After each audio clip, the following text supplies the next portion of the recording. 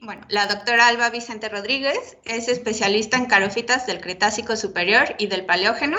Se doctoró en la Universidad de Barcelona y se incorporó a la UNAM mediante una beca postdoctoral de GAPA a principios de marzo del 2018.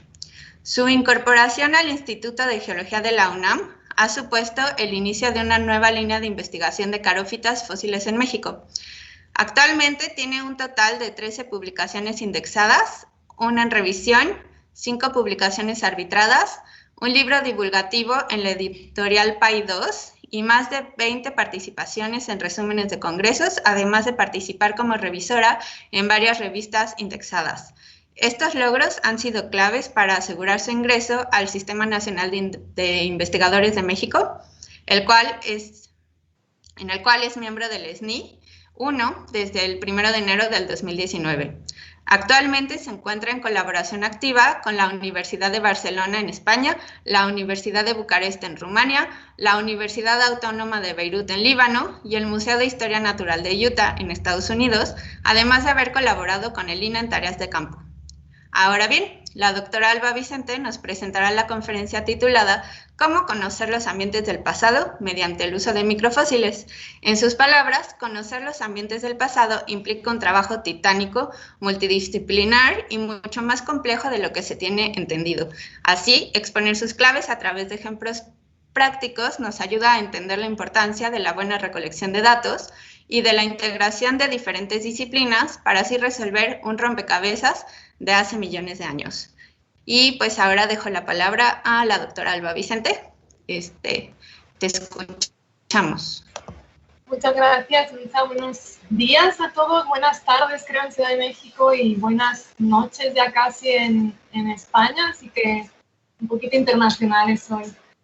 Como muy bien has dicho, vengo a hablar un poquito de cómo reconstruimos ambientes, cómo conocemos, hacemos esas ilustraciones de cómo eran ambientes del pasado y sobre todo cómo lo hago yo en mi caso, ¿no? que estudio microfósiles, ¿no? Es evidente que en el campo de la paleontología, como hemos visto en la plática anterior, pues hay muchísimas ramas diferentes y estos métodos pues no se van a aplicar siempre igual.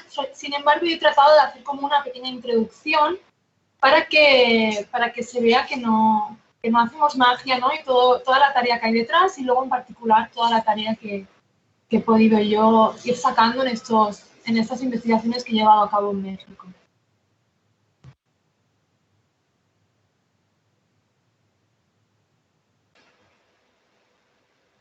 Para empezar, me gustaría como poner un poquito en contexto, ¿no? Lo que para nosotros es las claves para obtener o para reconstruir estos paleoambientes, estos ambientes del pasado, ¿no? Parece que solo los hagamos a través del estudio paleontológico, es decir, a través de los fósiles que nosotros encontramos.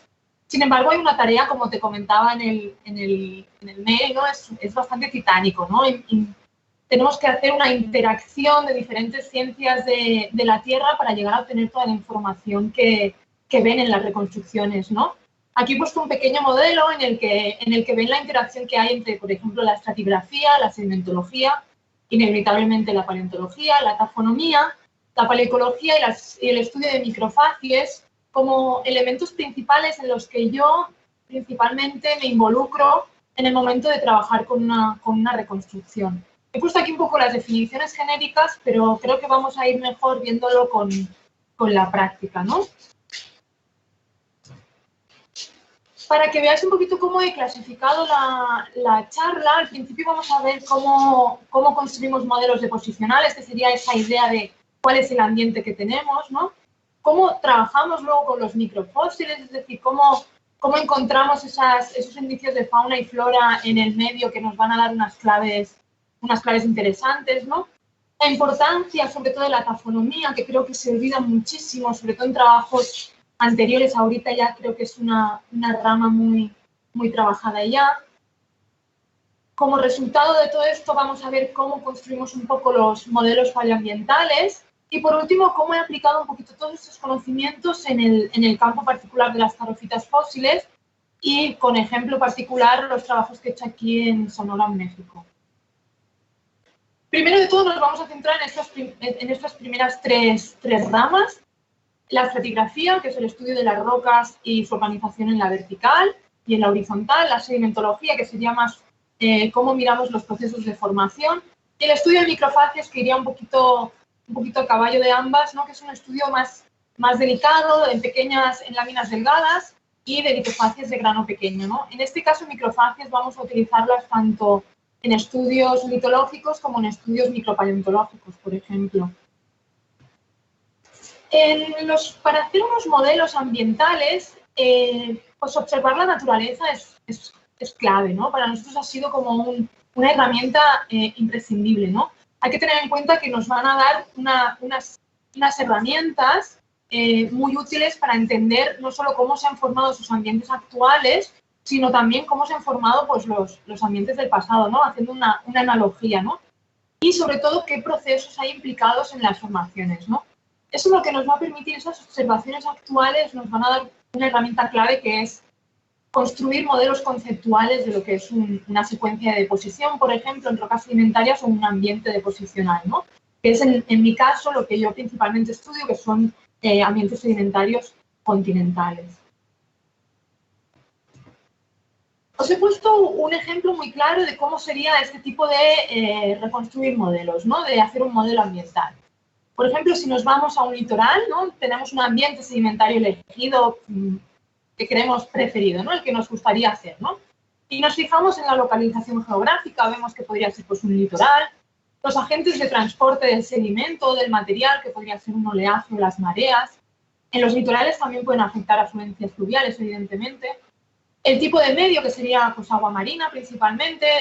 La lámina de agua que tenemos, en este caso pues un litoral pues no es muy profundo, de 0 a 5 metros, por ejemplo. Los organismos que tenemos ahí no siempre van a ser los mismos, evidentemente, porque en el pasado teníamos otra flora y fauna, pero ya es un indicador, ¿no? Por ejemplo, invertebrados perforadores. El clima, si es un clima tropical, pues nos va a dejar ciertas marcas también. Y el marco tectónico, si es una zona tranquila, si es una zona de convergencia de placas, etc. Esto nos va a dar como un ambiente de depósito, un ambiente de playa idílico, ¿no? Y vamos a ver, por ejemplo, que tenemos un sedimento depositado que sería principalmente de arena y grava.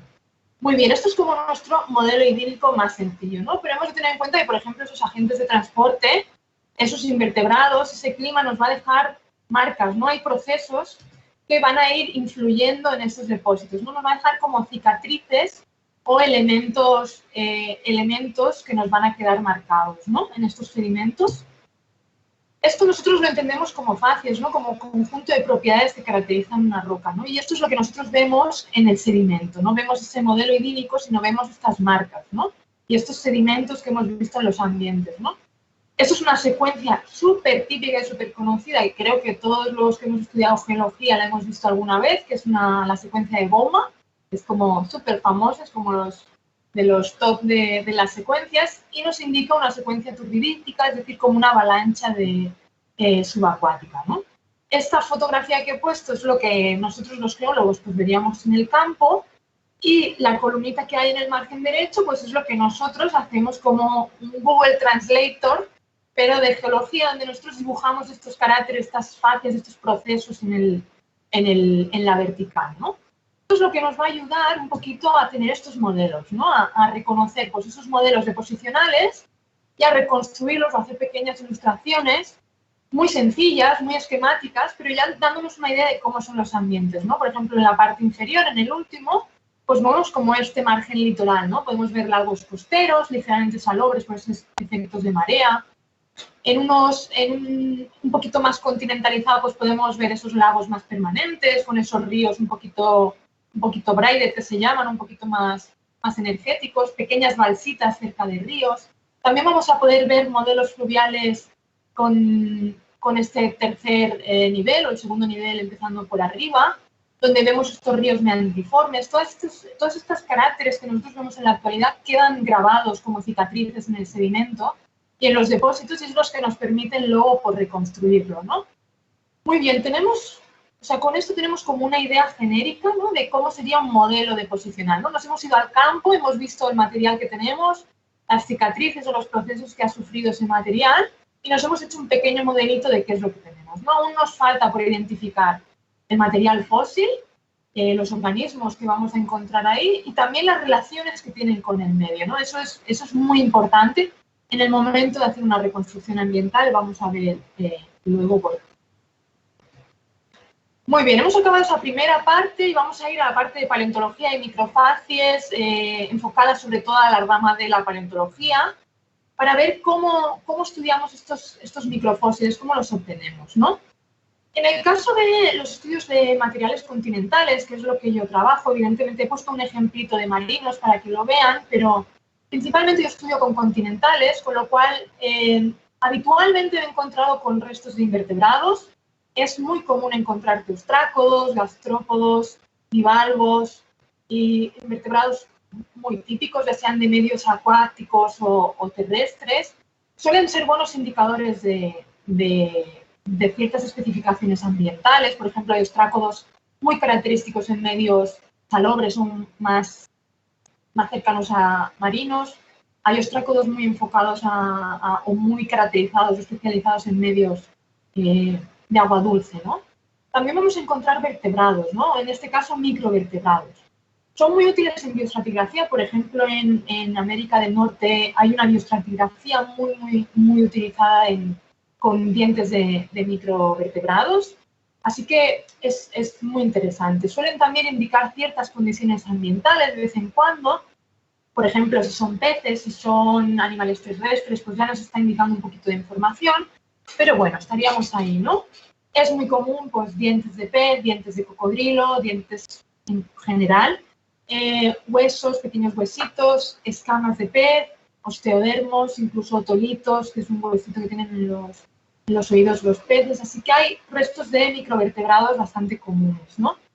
Las plantas vasculares suelen estar representadas con polen y esporas. Estas son también muy indicadoras muy utilizadas en dataciones, en bioestratigrafía, pero también en paleoclimatología y en reconstrucciones ambientales, ¿no?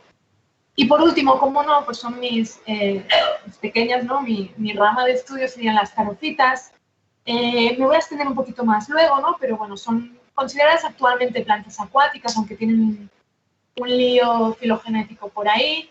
Son muy útiles en bioestratigrafía, en paleogeografía y en paleobiología, ¿no? También en macroevolución y en estudios diversos. Normalmente tenemos una parataxonomía en donde estudiamos las fructificaciones, pero también los tallos, ¿no? Lo que nos interesa de esto no es solo encontrar los elementos o encontrarlos aislados, sino es también la información que nos da encontrar asociaciones, ¿no? Es muy diferente encontrarte solo un microfósil que encontrarte un complejo entero, ¿no? Donde ya tienes información mucho más diversa de cómo era el ambiente, ¿no? Indudablemente van a haber sesgos, ¿no? No siempre se te va a conservar todo, pero cuando tienes una asociación muy completa, pues tienes mucha más información que cuando tienes solo uno, ¿no? Por ejemplo. Y también un factor que creo que es interesante, que hablaremos en la metodología, es que pues suelen ser metodologías relativamente económicas, ¿no? O sea, nos viene bien, en los proyectos no solemos pedir mucho dinero, entonces eso suele gustar, a nosotros nos suele gustar no tener que gastar tanto, y a los gobiernos que nos ofrecen la posibilidad de tener pues, proyectos o becas, pues la verdad es que está muy bien, ¿no? O sea, pues no nos vamos a engañar. Vamos a ver las carofitas, como hemos dicho, es el campo que yo estudio. Actualmente se les considera como un grupo de plantas acuáticas, ancestros de las plantas vasculares terrestres, pero tradicionalmente todavía muchos grupos, en muchos libros, se las clasifica como algas verdes, ¿no? como clorofitas. En esta imagen más esquemática, pues podemos ver un poquito cómo funciona una de estas plantitas, en este caso dioica, que tiene el sexo masculino y femenino, el anteridio masculino y el ogonio femenino, los mametáceos en la misma planta, pero podríamos encontrarlos separadas, ¿no? Como veis, es muy parecida a una cola de caballo, un equiseto, tiene esta estructura de nudos y entrenudos, que es muy característica, ¿no? La foto de la derecha es una foto en un lago de Lituania, hecha por el doctor Josep Champán, que me la ha cedido. Como veis, es un tapete muy poblado. Estos son lagos actuales. Tenemos ya, como pueden ver, representantes actuales, así que está muy bien. Y compartiendo espacio, en este caso, con otras plantas acuáticas, como sería pues, Myriophyllum, Ceratophyllum o incluso Potamogeton, ¿no? Puedes dominar un lago, como en este caso, o puede ser una representación chiquita, ¿no? Ahí ya vamos ganando, como ven, tener un representante actual, pues nos da claves, ¿no? Nos da pequeñas claves de cómo va a ser esto. En el registro fósil las encontramos separadas en el sedimento, como pueden ver, o en láminas delgadas, por eso incluíamos el tema de las microfacies. Tanto las fructificaciones en forma de cirogonito o en forma de utrículo, esta más grandota que tiene la letra A en mayúscula, pero también encontraremos tallos de la misma manera, tanto disueltos en el sedimento como en lámina delgada, ¿no? Su registro data del Silúrico y, como hemos visto, pues tenemos hasta la actualidad, así que hay un rango tremendo de registro fósil en el que podemos trabajar. El estudio de carofitas, la verdad es que es muy extenso, como veíamos en unas slides un poquito antes, ¿no? Podemos hacer taxonomía pura, que son trabajos pues muy bonitos y más clásicos. Sin embargo, con el tiempo pues nos están pidiendo cada vez más y nosotros nos vamos exigiendo más y vamos sacando proyectos un poquito como más complejos, por ejemplo, de macroevolución, vinculando un poquito especies entre ellas, ¿no? Pues sacando, pues, por ejemplo, linajes evolutivos, ¿no? Otros factores interesantes, tal vez, que es lo que vamos a tocar más hoy, son esas reconstrucciones ambientales, ¿no? Cómo utilizamos estas carofitas para darnos una idea de cómo era el medio y también de cómo migran estos elementos y cómo no solo migran o se quedan endémicos en ciertas zonas, sino cómo a veces durante estas migraciones cambian sus afinidades ecológicas, ¿no? Y eso lo vamos a ver pues viendo esos estudios paleoambientales que vamos a proponer hoy, ¿no? Como ven, pues es un grupo complejo a pesar de que es poco conocido. La metodología pues es relativamente sencilla y, como sigo marcando, es muy económica. En el caso de que queramos hacer muestras como las anteriores, sueltas, pues haremos una toma de sedimento, en este caso pues 2-3 kilos de sedimento, habitualmente margas grises o limolitas ocres. Cuando está muy oxidado nos indica que mal vamos. Le hacemos un tratado en el laboratorio, dejándolo en remojo con peróxido de hidrógeno, agua oxigenada, carbonato de sodio, y hacemos un lavado con una columna de tamices. Y luego pasamos al arduo trabajo de gabinete, que es un triado con lupa binocular y un pincelito y separar todo el material inerte de lo que serían los restos fósiles. Esta metodología es común en el estudio de microfósiles, así que en mi caso, por ejemplo, por eso extraigo ostrácodos, gasterópodos, dientes, cáscaras fragmentos de cáscaras de huevo, por ejemplo, todo lo que haya en el sedimento, ¿no? Y luego ya pues hacemos estudios de SEM, estudios biométricos con mediciones, etc., ¿no? Es trabajo, es chamba de tiempo, un time consuming que le llamamos, pero bueno, relativamente económico. En el caso de que tengamos calizas duras, pues solemos hacer láminas delgadas para estudiar esas microfacies, y no solo estudiar microfacies, sino también a veces podemos ver caracteres internos de algunas fructificaciones, ¿no? En el caso del trabajo de laboratorio lo hacemos los investigadores habitualmente. Yo lo hago en el laboratorio de aquí de la Estación Regional del Noroeste, que coordina la doctora Pilar Navas Parejo. Sin embargo, las láminas delgadas ya no es nuestro campo, y en el caso mío de la ERNO las trabaja la geóloga Adriana Aimé Ordín Romero, encargada del laboratorio de laminación de la ERNO, ¿no? Entonces ese campo yo ya no me juego los dedos, por decirlo de alguna manera, ¿no? El muestreo, como habéis visto, es muy específico, es como margas grises, calizas, lacustres. Cuando vamos al campo no es sencillo encontrar un nivel que te guste, sobre todo cuando vas a estudiar microfósiles, porque no lo ves, ¿no? En el caso de la plática anterior hemos visto pues, que vas, encuentras un hueso y sabes que tienes un bone bed o un nivel con huesos, ¿no? Cuando trabajamos con microfósiles, a veces los ves con una lupita que llevamos al campo, una pequeña lupa de 10 aumentos o 20 aumentos, pero a veces no lo ves, así que tienes que hacer un poquito de trabajo de detective, ¿no? Los colores nos indican presencia de agua o oxidación, esos grises nos indican presencia de agua, unos rojizos nos indican oxidación, con lo cual están expuestos. Nosotros estudiamos elementos acuáticos, con lo cual un sedimento expuesto pues no nos viene bien. El tipo de sedimento, esas arcillas carbonatadas, esas limolitas, un sedimento detrítico, un flujo fluvial muy complejo y muy energético, pues no nos interesa. Si vemos otros fósiles, por ejemplo, en el caso de encontrar fósiles de megafauna, por ejemplo, en nuestro caso del Cretácico superior, dinosaurios, gasterópodos más grandes, 2-3 centímetros, contenido un poquito más grande, nos va a venir muy bien también para de guía, y las calizas, pues indudablemente, pues la presencia de calizas los caracteres al romperlos, ¿no? Como ven, es un poquito una tarea, pues, de investigador, de detective en el campo, pero esos 4 elementos son muy, muy, muy útiles. Ya nos vamos un poco a la rama de la taxonomía. Creo que es muy importante la taxonomía. La taxonomía nos indica los procesos que hay desde que se produce un resto o un posible resto hasta que nosotros lo encontramos, ¿no? En taxonomía vamos a estudiar un poco la interacción entre biosfera y litosfera, ¿no? Vamos a tener 3 ramas principales de taxonomía o de indicios taxonómicos: la microbiosis o premortem, ¿no? Esos procesos que pasan cuando el organismo está en una fase de agonía. La bioestratinomía, que es todo lo que le pasa una vez ha muerto pero aún no se ha enterrado, es decir, por ejemplo, viene un flujo fluvial y arrastra un cuerpo hasta un lago, eso sería bioestratinómico.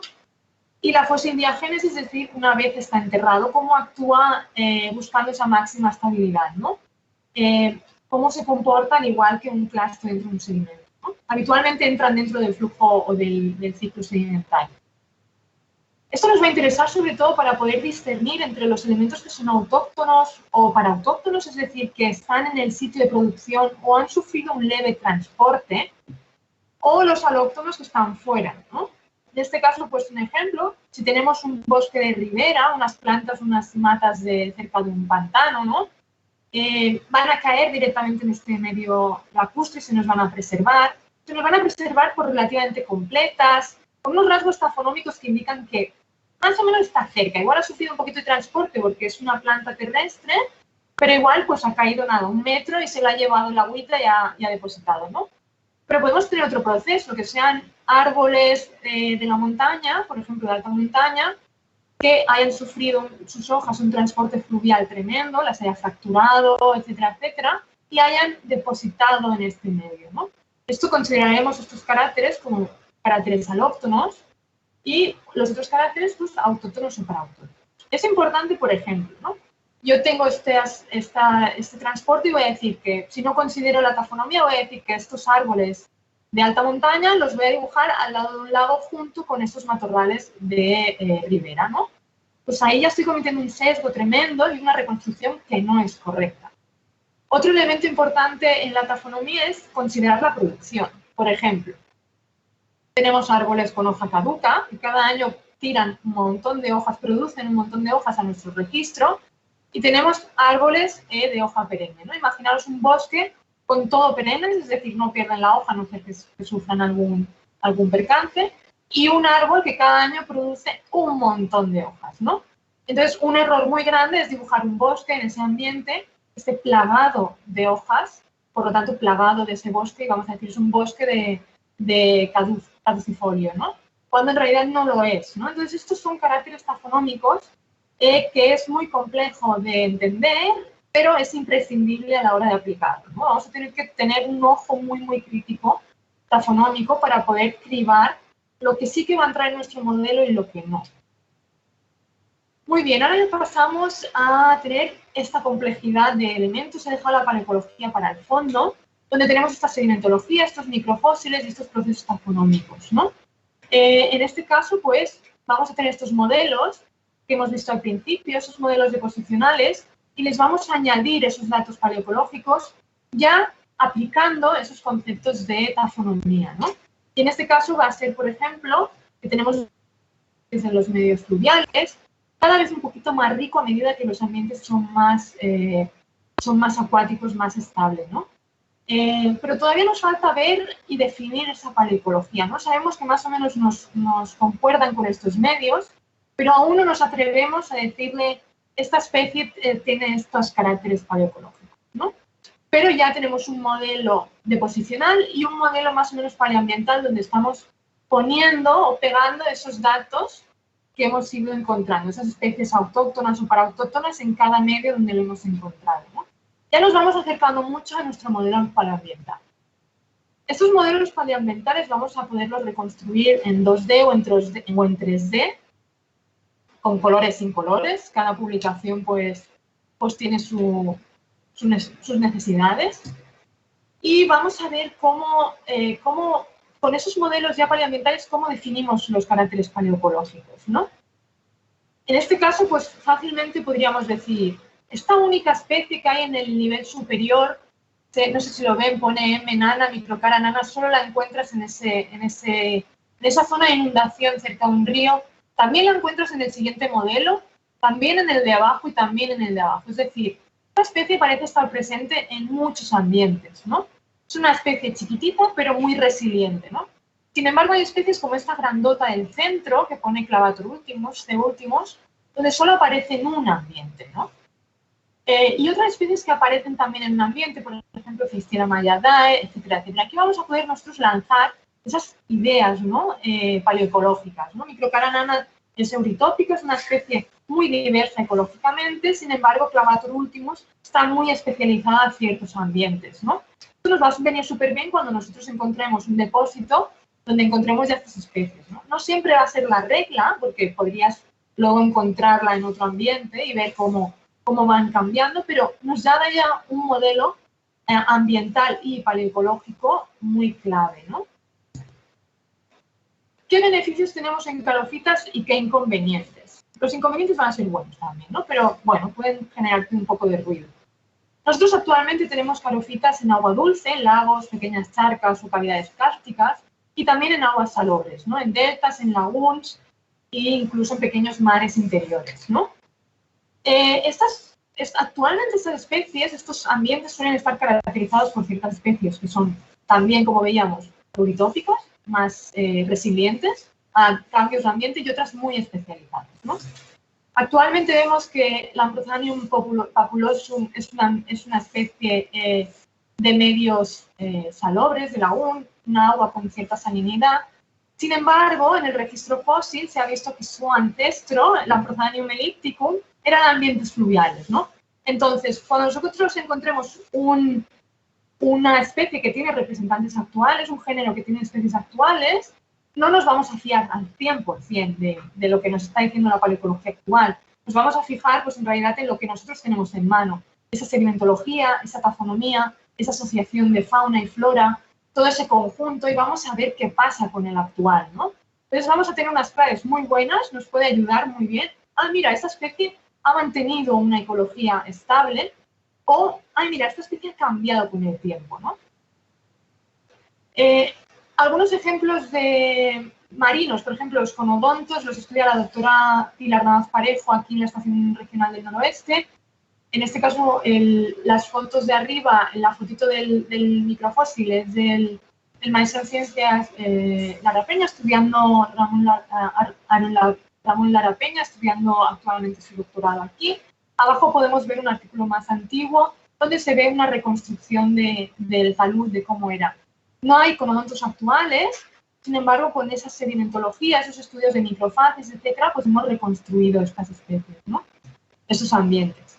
Ejemplos ya con un poquito más de budget económico, que puedas pagar un ilustrador. Tenemos esos caracteres morfológicos que vemos en el margen derecho inferior. Esto es un trabajo de la doctora Alba Sánchez García y colaboradores, donde ella en estudios de ámbar pudo observar los caracteres morfológicos de una especie, pero a la vez junto con esos trabajos de flora y fauna asociada, análisis taxonómicos y sedimentológicos, estudios de actualistas de producción de ámbar, por ejemplo, hay de producción de resina más bien, y estudio de las bioinclusiones que hay en estos ámbares, han podido determinar que estas especies pues, están en bajo bosque, en zonas húmedas, etcétera, ¿no? Como veis, es mucho más complejo que dibujar solo lo que te encuentras, ¿no? Estos son biotas de Diacara también, unas de las más clásicas, o las faunas de Burger-Shale como ejemplo de reconstrucciones ambientales a través de la información que obtenemos los geólogos y paleontólogos, ¿no? En el caso de mis estudios en México, voy a poner dos ejemplos bastante rápido porque creo que voy un poquito justa de tiempo. Como hemos visto, yo he estudiado una secuencia sedimentológica en el campo, he usado mis mis conocimientos de, como decíamos, del Google Translator sedimentológico y he construido un modelo de lo que a mí me parece este norte de Sonora, ¿no? Una llanura de inundación ligada a un sistema fluvial meandriforme. He encontrado una asociación de carofitas en buen estado, alguna fracturación, algún carácter que me indica que tal vez hay un poco de movimiento, pero más o menos bien, ¿no? En este caso he encontrado flora y fauna asociada, unas semillas, dientes de pez, gasterópodos, ostrácodos, ya me está indicando pues, ciertos elementos, ¿no? Pues aquí hemos podido ya vincular unos caracteres, ¿no? Estas especies Linotaurus tenuis y Microcara, pues la he encontrado en unos lagos bastante influenciados por el medio fluvial, unas charquitas fluviales. Sin embargo, la asociación con la última especie, este conjunto de 3 especies, la he encontrado con peces, con otros gasterópodos, ¿no? Ahí pues, ya me está indicando que tal vez para que tenga peces tengo que tener una lámina más densa, más estable, más densa quiero decir más grande, más estable, un laguito ya un poquito más cara y ojos, ¿no? Estudiamos una muestra también en Coahuila, lo mismo, hicimos un modelo de posicional, en este caso nos salió un margen litoral, ¿no? También una asociación de carofitas con otros elementos de malacofauna, etcétera, ¿no? En este caso hemos visto cómo hay una asociación bastante común en unos lagos ligeramente influenciados por salinidad y una única especie encontrándose, en este caso Feistina gildenmeisteri, en estos lagos completamente salobres, ¿no? Esto pues es la información que nosotros vamos a ir viendo juntando esa sedimentología, esa paleontología de carofitas, esa asociación de flora y fauna y esos estudios un poquito tafonómicos, ¿no? Esto lo que nos ha permitido ver es un poco que fronteras en el Cretácico superior, este norte de Sonora, está en una zona más interior, con unos ambientes fluviales más desarrollados. En cambio, la zona de Coahuila, en Saltillo, cercano a Saltillo, es una zona litoral, ¿no? Coincide bastante bien con esos modelos paleogeográficos que habían hasta la actualidad para la zona esta del sur de Norteamérica, ¿no? Estos serían pues estos paleoartes, ¿no? que conllevan un poquito más de budget, ¿no? ¿Qué pasa en el caso de que nos fijemos en la paleoecología más allá de tener estos modelos tan bonitos de paleoarte, ¿no? En Sonora nos hemos fijado en particular en este género, en la especie Linotaurus tenuis. Linotaurus se originó en América del Sur, con Linotaurus barbosae en el Turoniano Santoniano, Cretácico inferior. Luego lo encontramos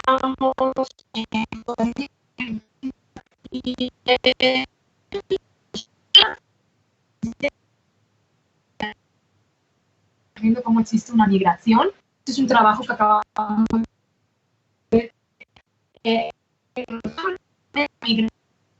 hasta pues, Norteamérica, siguiendo probablemente un salto así de pequeñas islas y coexistiendo en estos ambientes fluviales, ¿no? Tienen un carácter pues, bastante tolerante, los ambientes fluviales son muy inestables, con lo cual esa resistencia a la inestabilidad pues la hemos visto que le ha facilitado, ¿no? Hemos encontrado una muestra en Utah también, en un eoceno basal, manteniendo este carácter pues, más resiliente a estos ambientes tan cambiantes, ¿no? Aquí lo pongo un poquito en un mapa mundi, como vemos cómo va migrando este género hasta esta América del Norte, ¿no? Pero vamos a ver qué pasa con el género. Este género Linotaurus tenemos un representante actual, con lo cual vamos a jugar un poquito con la bibliografía y con lo que pasa en el tiempo, ¿no?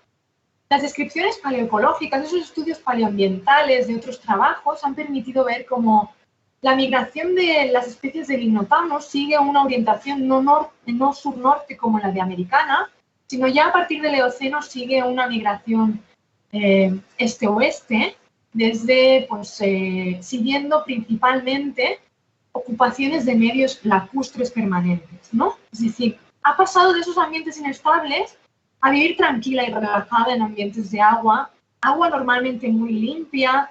Actualmente la encontramos incluso en lagos glaciares, aguas frías y muy limpias, ¿no? En el Pleistoceno llega a ocupar ambientes lacustres permanentes de Australia, ¿no? ¿Qué pasa en la actualidad? En la actualidad se ha visto una muestra que es un poco extraña, no se sabe todavía si tiene una introducción antrópica o no. Aquí en Norteamérica, sin embargo, la encontramos en esos medios lacustres todavía, igual que en el Eoceno, en el Paleoceno, etc. En Europa la encontramos principalmente en el norte de Europa, ocupando lo que serían lagos posglaciares, es decir, lagos que se habían formado durante las glaciaciones. Son, como digo, aguas muy limpias, es una especie que se había considerado muy delicada. De hecho, está protegida en varias zonas, en varios países de Europa, del norte de Europa, también en los Balcanes está protegida, está considerada, Linotamus barbatus, la especie actual, está considerada una especie en peligro de extinción.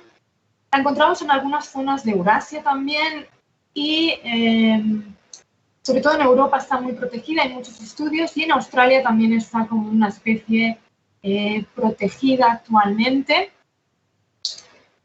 Sin embargo, una cosa curiosa es cómo esta especie se había considerado, estas migraciones, esta especialización a estos lagos tan permanentes que veíamos aquí, había sido como considerado el factor limitante para la distribución de esta especie a un rango mucho más amplio, ¿no? Hay que tener en cuenta que a pesar de que se encuentra en toda Eurasia, que se había encontrado también en el norte de África y también en Australia, estas especies había creído que esos limitantes ecológicos era lo que los había mermado en su distribución. Sin embargo, como hemos visto en la actualidad,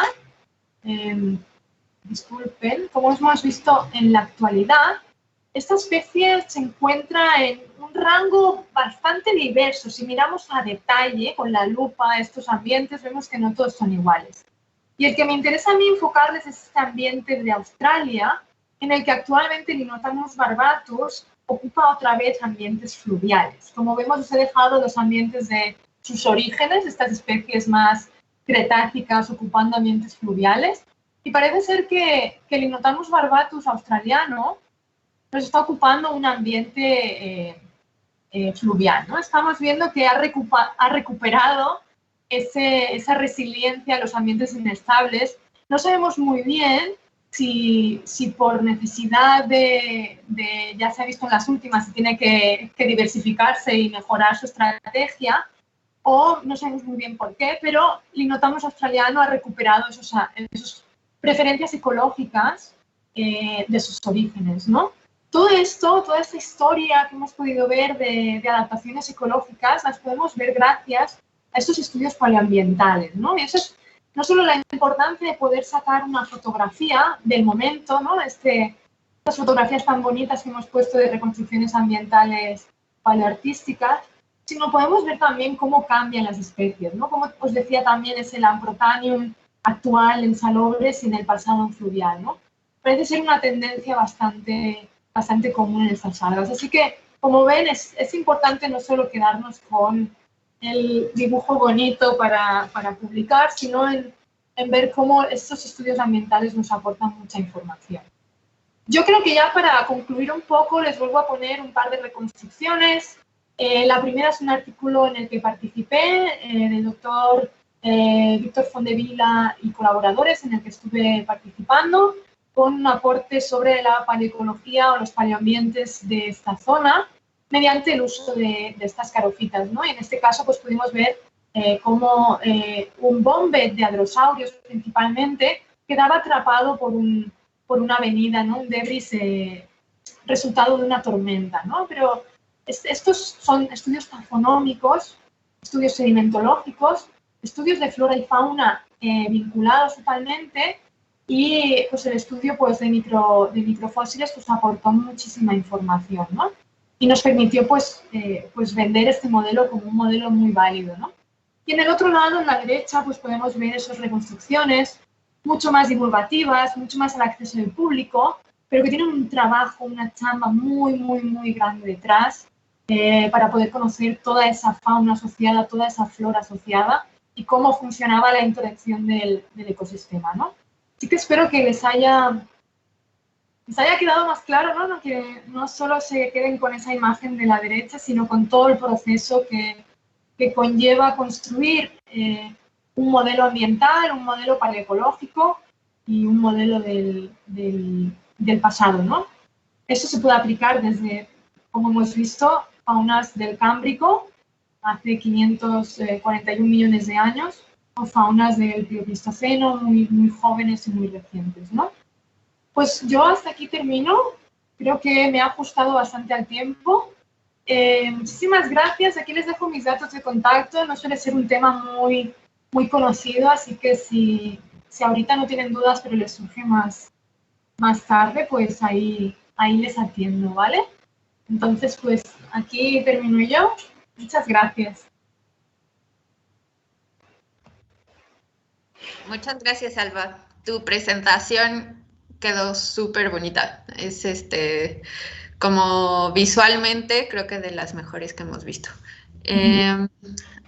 Ale Burillón dice que te manda muchos saludos y que le encantó tu presentación, que está increíble tu trabajo y la explicación fue buenísima y es fascinante enterarse cómo se reconstruyen los paleoambientes.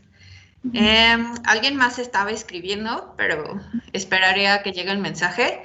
Gracias. Y mientras, yo quería hacerte unas preguntas.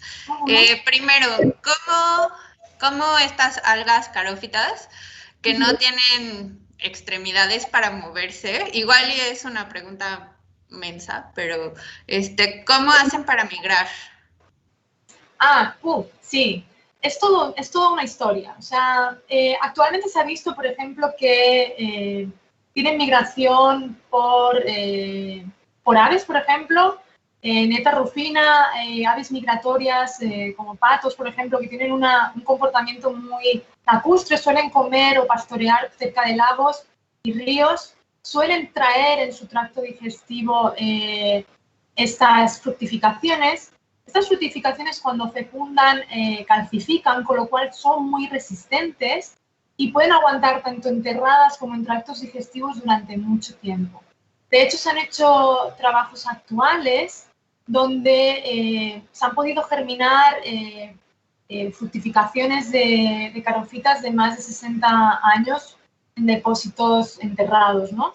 Eso está abriendo una rama muy grande para hacer trabajos de reconstrucción de medios acuáticos que han sido afectados por estos últimos 100 años de revolución industrial y revoluciones litorales, que se han modificado muchísimo las líneas de costa para añadir hoteles, etcétera. Y estamos viendo cómo podemos recuperar esos ambientes pues, lagunares, esas zonas de estuarinas, cómo recuperar un poquito la vegetación acuática de esos ambientes, ¿no? Como hemos visto en otras recuperaciones de ambientes, cuando introduces un organismo que ya estaba en el ambiente, suele reactivarse un poco el ecosistema, ¿no? Suelen volver a venir las aves migratorias, vuelve a activarse un poquito todo, ¿no? Pero principalmente son muy resilientes a estar enterradas y suelen tener organismos que les ayudan. Ha habido a veces algunos estudios de, pues, que puedan cruzar por vientos, etcétera.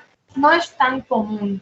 Y de hecho, cuanto más en el pasado vamos, por ejemplo en el Cretácico, es complejo entender los procesos de migración.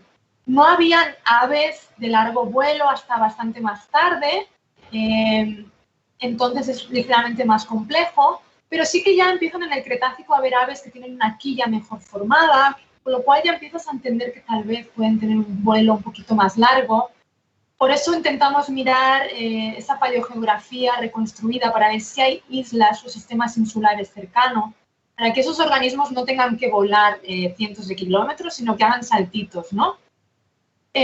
Otro carácter importante es que podemos tener, como había dicho al principio, especies monoicas y especies dioicas.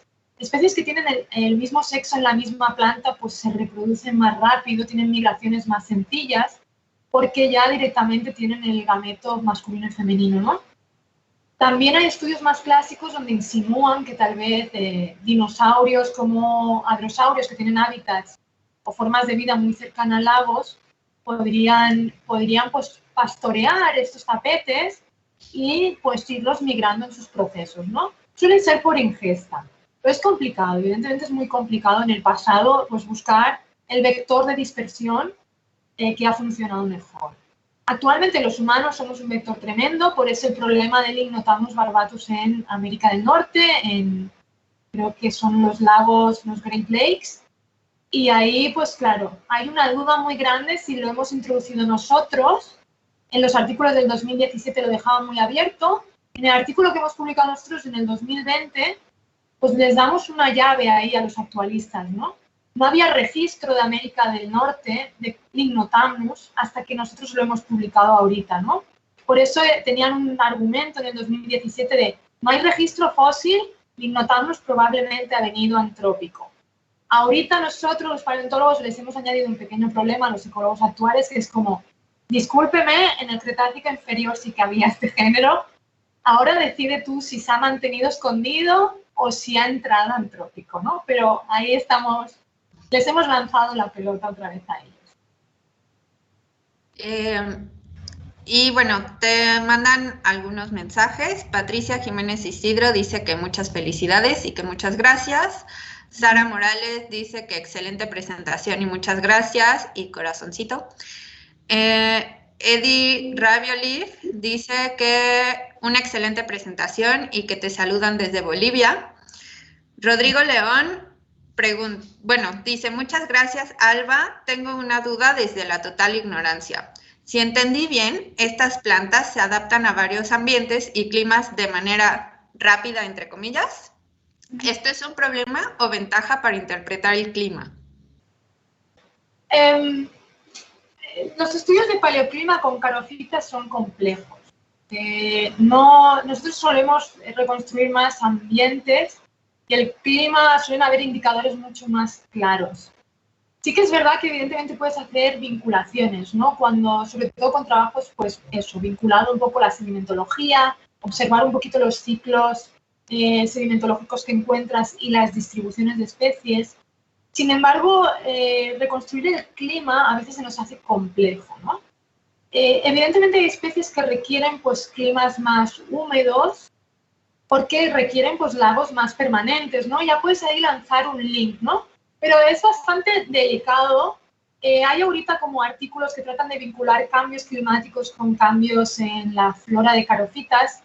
Sin embargo, hay que ir con mucho cuidado porque también esa resiliencia, esos cambios de ambiente, pues como tú dices, nos generan pues, un ligero ruido, ¿no?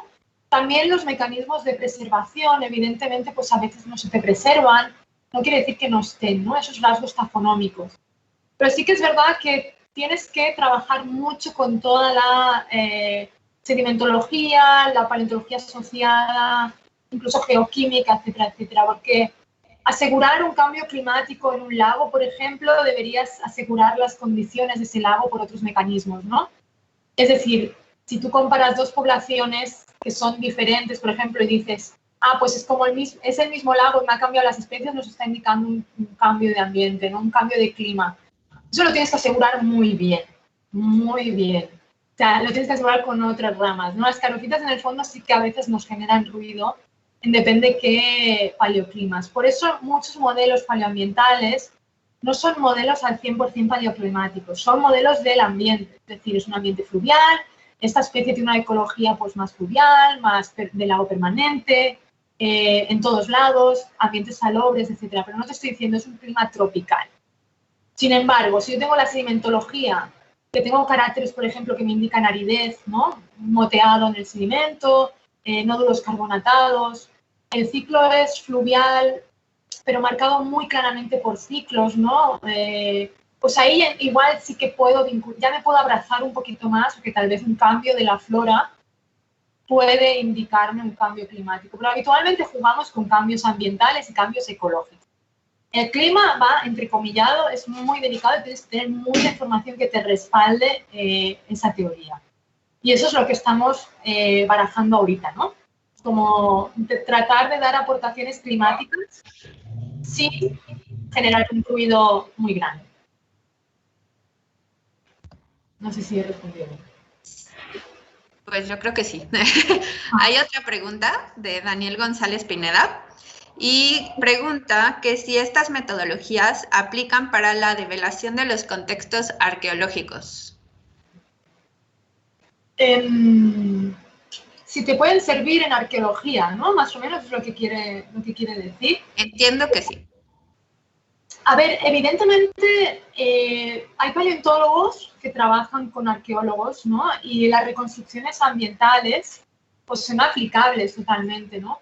Sin embargo, los humanos, pues si lo comparamos un poquito a mis algas, son muy resilientes, viven en todos lados, ¿no? Entonces es complejo hacer una reconstrucción porque lo vas a encontrar en todos lados, ¿no? Sin embargo, sí que es muy común utilizar, por ejemplo, fauna asociada, la geología y sedimentología que te encuentres, ¿no? Y ahí vas a poder generar, evidentemente, pues, por las reconstrucciones ambientales vinculadas a esos pues, poblaciones, ¿no? De, pues, por ejemplo, del género Homo, ¿no? Indudablemente estos conceptos se pueden aplicar. Particularmente, pues claro, nosotros somos muy resilientes, ¿no? Somos una especie, pues que podemos generar un cierto ruido, ¿no? Porque vivimos en todos lados, ¿no? Y a nivel un poco teórico, pues como decía en la frase anterior, yo no he trabajado nunca haciendo paleoambientes tan cercanos, así que eso pues voy a dejar también un poco la duda abierta, pero yo sería prudente en ese caso y me fiaría mucho pues de la fauna y flora asociada, sobre todo, que aportan muchísima más información, ¿no? Como hablábamos al principio, hay especies que te van a dar más información que otras, ¿no? Por ejemplo, si yo me encuentro un diente de un pez muy grandote en un medio muy similar a otro que no tiene, pues ya estoy pensando, ay, pues que tenga aquí probablemente me indica que la lámina de agua es suficiente para tener peces, ¿no? Hay otras especies pues, que vivirán, como la que veíamos esta calopita chiquita, que vive en todos lados, ¿no? Entonces, pues bueno, me voy a fiar más de la información sedimentológica que la información que me ha proporcionado la especie como tal, ¿no? Voy a fiarme de todo su globo. Por eso yo he puesto ese modelo al principio con todas las ramas de la geología, la paleontología y por ahí en medio también entraría la paleoantropología, que van de la mano. O sea, es un rompecabezas que va de la mano, ¿no? No siempre te vas a fiar de lo que te dice un organismo, vas a mirar el conjunto. Porque pueden haber problemas, puede haber ruido, evidentemente. Sí, o supongo que, por ejemplo, si es un proyecto arqueológico con muchísimos recursos y tienen como acceso a hacer palinología, como estudios de microfauna y la fauna que como que se asocia a los contextos, que encuentran restos vegetales y los pueden identificar, que además tienen el estudio de sedimentología, ay, se me olvidó cómo se llama, de isótopos estables, etcétera, pues pueden llegar a ser como reconstrucciones paleoambientales también, ¿no? Sí, evidentemente es una rama, es un campo complejo, pero evidentemente pues la interacción de todas las ramas es muy importante. Yo por eso me he permitido enfatizar lo de que somos muy económicos. Yo he participado en excavaciones de otros grupos, en excavaciones pues, principalmente de dinosaurios, sin embargo también en excavaciones de primates, ¿no? Mirando un poquito la línea evolutiva de nuestro linaje y tomar sedimento y hacer un lavado de sedimento y hacer un picking y ver qué fauna asociada tienes, habitualmente se debería hacer. No lleva mucho dinero, no lleva mucho más tiempo del que tú ya estás excavando, es guardarte parte de ese sedimento, ya habéis visto 3-4 kilos de cada nivel, e ir viendo qué pasa. ¿Es un time consuming? Evidentemente. ¿Necesitas más gente? Pues sí, pero te va a aportar mucha más información que un mero hueso de un homínido, por ejemplo, ¿no? Y en realidad yo los grupos que conozco, por ejemplo, del Instituto Català de Paleontología, que trabajan con homínidos, pues son equipos muy diversos y suelen trabajar también pues micropaleontología, isótopos, histología, suelen hacer columnas estratigráficas y sedimentológicas cuando hacen el yacimiento, o sea, son metodologías que si no están estandarizadas deberían empezar a estarlo para tener el máximo de información. Si no tenemos el problema que os hablaba con la taxonomía, que es que tú tomas un hueso, lo extraes del sedimento y lo estás aislando de su información y al final solo vas a tener la información que te puede proporcionar ese hueso y no el conjunto. Ese es un problema muy grande de obviar la taxonomía en el campo, de obviar la sedimentología, etc. En el fondo, tú mismo estás perdiendo información que te va a ser útil en un futuro, ¿no? Es bueno introducir estas dinámicas de trabajo. y no son tan caras. Pero no somos tantos investigadores haciendo micro, pero está bien, deberían ser. Y bueno, hay más comentarios y otra pregunta. Joseph San Juan dice que fantástico, muchas gracias y gracias por dar a conocer este grupo de microfósiles continentales tan poco conocidos y tan interesantes. Y Luis Javier Gutiérrez Trejo dice, muchas gracias por la plática, Alba. Al ver las diferentes especies de carófitas, se notan distintas formas. ¿Se conoce si estos cambios de forma son debido a adaptaciones para mejorar la dispersión o la resistencia o ambas?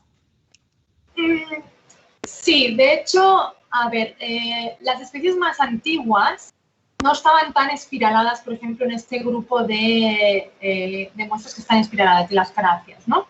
O de las procaráceas, por ejemplo. Entonces, hay mecanismos biomecánicos que ya se han estudiado que los que les permite es resistir mejor las compresiones del sedimento, por ejemplo, pero facilitar la germinación posterior, ¿no? Esos son mecanismos biomecánicos. Hay un trabajo del investigador, el doctor Carlos Martín Closas de la Universidad de Barcelona, que fue mi tutor, en el 99 creo que publicó un trabajo muy bonito sobre biomecánica de estas fructificaciones, ¿no?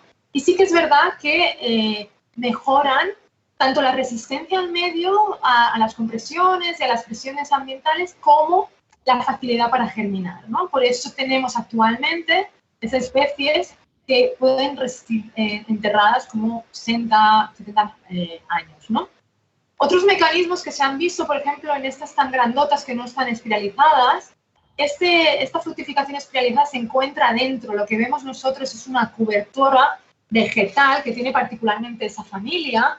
En el Cretácico, si vamos más atrás, pues son cada vez más extrañas, estas coberturas pues cambian, pero de las que yo os he mostrado, pues sí que las protegen, indudablemente. Y si vemos la paleoecología, nos hemos fijado como esta especie tan grandota, con esa cobertura vegetal que la estaba protegiendo, se encontraba en ambientes relativamente enérgicos, ¿no? Es decir, que la misma especie estaba generando una protección para resistir este ambiente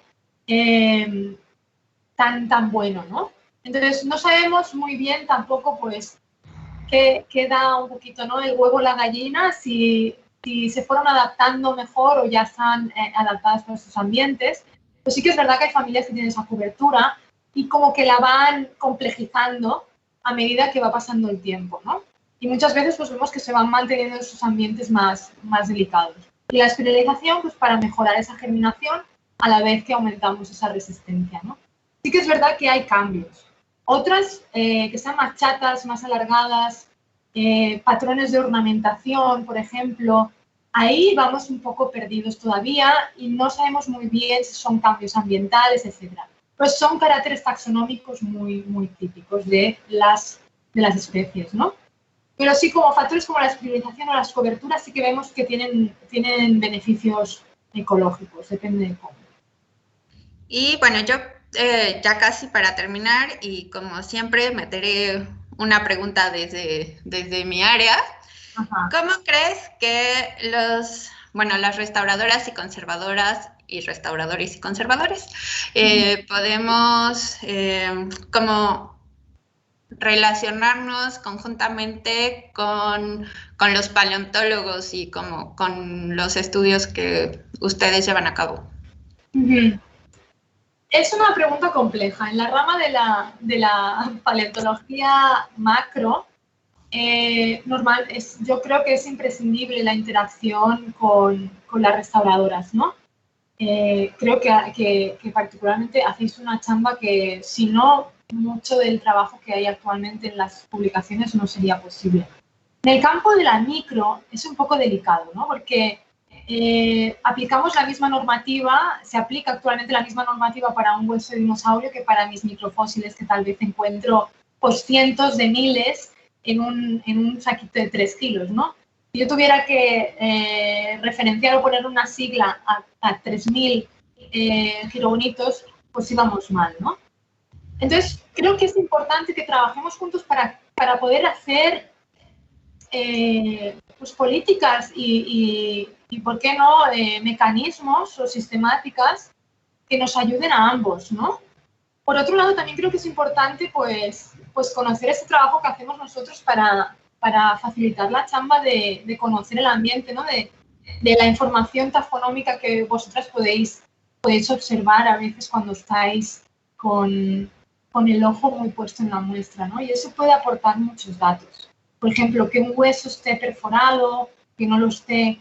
Esto ya a veces son micropaleontología, ¿no? Las perforaciones. Entonces, pues ya es importante como que lancemos puentes entre nosotros, evidentemente, para mejorar un poquito esas legislaciones y ayudarnos mutuamente para que vosotros no tengáis ese abrume de informes que lanzamos y a la vez nosotros os aportemos datos que os pueden ser muy útiles para conocer pues sus ambientes y un poquito esa idea más global. Yo creo que podemos hacer un trabajo muy, muy bueno conjunto y que, pues sí, actualmente yo siempre he trabajado con restauradoras, así que yo me siento muy cómoda.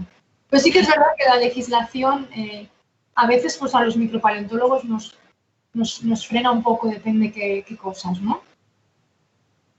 Pues estamos ya en el tiempo y por el momento no han llegado otras preguntas. Entonces, si llegan más, te las hago llegar, a ver cómo las podemos responder. Y pues te agradezco mucho que hayas estado con nosotros y tu presentación.